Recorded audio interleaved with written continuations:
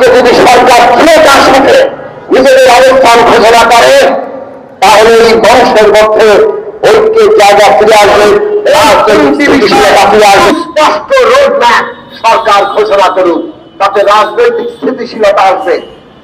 কিন্তু আমরা দেখলাম এই বিষয়ে সরকার নানা পক্ষের চাপে অথবা নানা কারণে যেভাবে সুস্পষ্ট রোড ম্যাপে যাওয়া দরকার ছিল সেটা জাননি, না যাওয়ার পরিণতি আমরা আজকে দেখছি। একটা ভয়ঙ্কর অস্থিরতা, উত্তেজনা সমস্ত রাজনৈতিক অঙ্গনে তৈরি হয়েছে এবং আন্দোলনকারী শক্তি যারা ফাঁসিবাদের পতন ঘটিয়েছে তাদের মধ্যে আজকে একটা অনৈক্য সৃষ্টি হয়েছে, পরস্পর মুখোমুখি অবস্থা তৈরি হয়েছে। মনে রাখবেন, এই পরস্পর বিরোধ এবং মুখোমুখি অবস্থা কেবলমাত্র ফ্যাসিস্ট শক্তি তাদের দেশি বিদেশি মিত্রদেরকে সহায়তা করবে। শহীদের রক্তের উপর আমরা দাঁড়িয়ে আছি, রক্তের দাগ এখনো শুকায় নাই, কাজেই আমাদের ঐক্য কোনোভাবেই ভাঙতে দেওয়া যাবে না। ন্যূনতম জাতীয় ঐক্যবদ্ধ আমাদের রক্ষা করতেই হবে, যত প্রতিদ্বন্দ্বিতার প্রতিযোগিতায় থাকুক।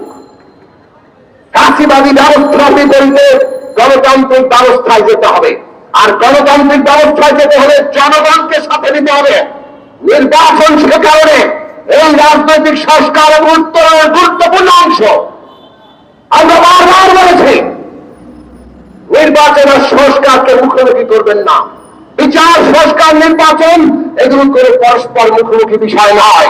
তিন বিষয় একসাথে যাবে, তিনটা পরিষ্কার রূপরেখা আমরা দেখতে চাই।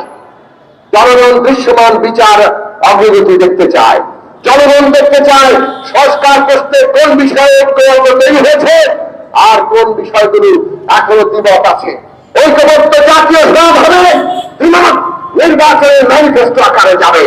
নির্বাচন হলে আগামী সংসদ নির্বাচন তবে জনগণের ম্যান্ডেট দিয়ে সংবিধানকে টেকসইভাবে বদলাতে পারে, সে কারণে আগামী নির্বাচন হবে সংবিধান সংস্কার সভার নির্বাচন, সংবিধান সংস্কার পরিষদের নির্বাচন এবং জাতীয় সংসদ একসাথে গঠিত হবে। 6 মাসের মধ্যে সংবিধান সংস্কার হবে, 5 বছর এই সংসদ জাতীয় সংসদ হিসেবে কাজ করবে। আমাদের এই পথ পদ্ধতি আমরা একটা ঐকমত্যের জায়গায় আসতে পারি। সরকারের কাজ এগিয়ে নিয়ে যাওয়া, কোন বিশেষ দলকে বিশেষ সুবিধা কিংবা পক্ষপাত করা নয়। আজকে যদি সরকার ক্ষমতার সাথে নিজেদের অবস্থান ঘোষণা করে তাহলে এই বংশের মধ্যে ঐক্যের জায়গা ফিরে আসবে, রাজনৈতিক স্থিতিশীলতা ফিরে আসবে। আমরা দেশের সমস্ত রাজনৈতিক দল, দেশের সমস্ত শ্রেণী পেশার সংগঠন, সিভিল সোসাইটি, রাষ্ট্রের বিভিন্ন প্রতিষ্ঠানের কর্তা ব্যক্তিরা সবার কাছে আমরা আহ্বান জানাই, আসুন ন্যূনতম জাতীয় ঐক্যবদ্ধ রেখে সংস্কার প্রক্রিয়ার মধ্যে দিয়ে একটি গণতান্ত্রিক নির্বাচনের মধ্য দিয়ে আমরা নতুন বাংলাদেশ, গণতান্ত্রিক রাজনৈতিক বন্দোবস্তের বাংলাদেশ প্রতিষ্ঠা করি